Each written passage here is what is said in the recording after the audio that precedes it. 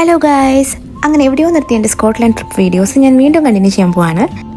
അങ്ങനെ നമ്മൾ കെൽപ്പീസൊക്കെ കണ്ടിറങ്ങി. അങ്ങനെ നമ്മൾ നെക്സ്റ്റ് പോകുന്നത് എഡിൻബറ കെസലിലേക്കാണ്. സോ അതിന് മുന്നേ നമുക്ക് ലഞ്ച് കംപ്ലീറ്റ് ആക്കണം. സോ ലഞ്ച് ആക്ച്വലി ഞങ്ങളുടെ ഈ ഒരു പാക്കേജിൽ ഇൻക്ലൂഡഡ് ആയിരുന്നു ഇന്നത്തെ.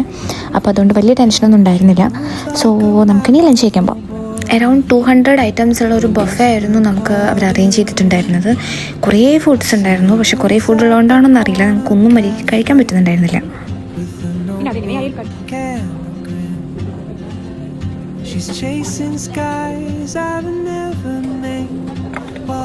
അങ്ങനെ നമ്മൾ ഫുഡൊക്കെ കഴിച്ചു. അങ്ങനെ നമ്മൾ കെസലിലേക്ക് വന്നു. ഇതാണ് എഡിൻബറ കെസൽ. ഫുൾ റെയിനിങ് ആയിരുന്നു. ആകെ നനഞ്ഞ് കുളിഞ്ഞ് ആകെ ഒരു നനഞ്ഞ കോഴിയുടെ ഒരവസ്ഥയായിരുന്നു. ശരിക്കും പറഞ്ഞാൽ കാണാൻ ഒന്നും മര്യാദയ്ക്ക് എൻജോയ് ചെയ്യാൻ പറ്റിയില്ല. കാരണം ഫുള്ള് നനഞ്ഞിരിക്കുന്ന കാരണം ആ ഒരു ഇറിറ്റേഷനായി തുടങ്ങി നമുക്ക്. അതുമാത്രമല്ല, ഞങ്ങൾ പോയത് ഒരു ഹോളിഡേ സീസണിലായിരുന്നു. സോ അതുകൊണ്ട് കുറച്ച് ക്രൗഡഡും ആയിരുന്നു പ്ലേസസൊക്കെ.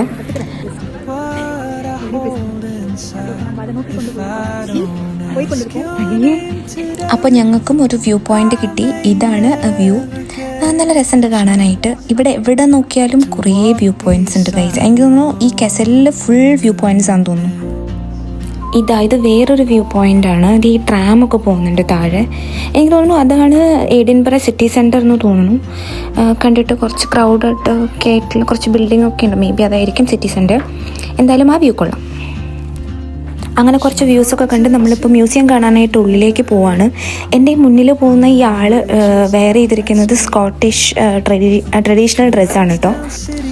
ഞങ്ങൾ ആക്ച്വലി മ്യൂസിയം കാണാനായിട്ട് ഇപ്പോൾ കയറിയില്ല, കാരണം അവിടെ ഫുൾ ഭയങ്കര ക്രൗഡഡ് ആയിരുന്നു. അപ്പോൾ ഞങ്ങൾ വിചാരിച്ചു തിരിച്ചു വരുന്ന സമയത്ത് ഉള്ളിൽ കയറിയിട്ട് കാണാമെന്ന്. സോ ഇപ്പോൾ നമുക്ക് വേറെ എന്തെങ്കിലും പോയി കാണാം.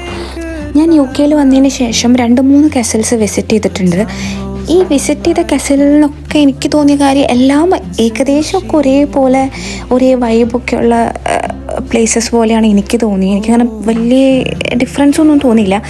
ചിലപ്പോൾ എനിക്ക് അതിനെക്കുറിച്ച് വലിയ കാര്യമായിട്ട് അറിയാത്തതുകൊണ്ടായിരിക്കാം. പക്ഷെ എനിക്കെന്തോ എല്ലാം സെയിം പോലെ തോന്നിയത്. ആൻഡ് ഇത് കെസലിൻ്റെ ഉള്ളിൽ തന്നെയുള്ള ഒരു പ്രിസണാണ്. ഐ തിങ്ക് പണ്ട് കാലത്ത് ആൾക്കാരെയൊക്കെ അടച്ചിട്ടിരുന്ന ഒരു ജയിൽ പോലത്തെ ഒരു സ്ഥലമായിരുന്നു. ശരിക്കും പറഞ്ഞാൽ ഉള്ളിൽ പോകുമ്പോൾ ഭയങ്കര പേടിയായിരുന്നു. ഭയങ്കര അവർ സൗണ്ട് എഫക്ട്സ് ഒക്കെ ഇട്ടിട്ടൊരു എന്താ പറയുക, ഒരു ഗോസ്റ്റ് ഹൗസിൻ്റെ ഒക്കെ ഒരു ഫീലായിരുന്നു. കണ്ടിട്ട് ഞങ്ങൾക്ക് പേടിയാവുന്നുണ്ടായിരുന്നു ചെറുതായിട്ട്. അങ്ങനെ ബാക്കിയുള്ള കുറച്ച് പ്ലേസസും ഞങ്ങൾ കെസലിൻ്റെ ഉള്ളിൽ കവർ ചെയ്തു. പക്ഷേ വീഡിയോസ് എടുക്കാൻ പറ്റിയില്ല, കാരണം ആരും അങ്ങനെ ഫോട്ടോസും വീഡിയോസൊന്നും ആരും ശരിക്കും എടുക്കുന്നുണ്ടായിരുന്നില്ല അതിൻ്റെ ഉള്ളിൽ. ഞങ്ങൾ മാത്രമായിരുന്നു ഈ ക്യാമറയൊക്കെ പിടിച്ചിട്ട് ഇങ്ങനെ നടക്കുന്നുണ്ടായിരുന്നു. സോ ഒരുപാടൊന്നും എടുത്തില്ല. പെട്ടെന്ന് നമ്മളെല്ലാം കണ്ട് ഇറങ്ങി പുറത്തേക്ക്. ഇനി നമ്മൾ നെക്സ്റ്റ് പോകുന്നത് വിക്ടോറിയ സ്ട്രീറ്റിലേക്കാണ്. അവിടെ പോയിട്ട് കാണാം.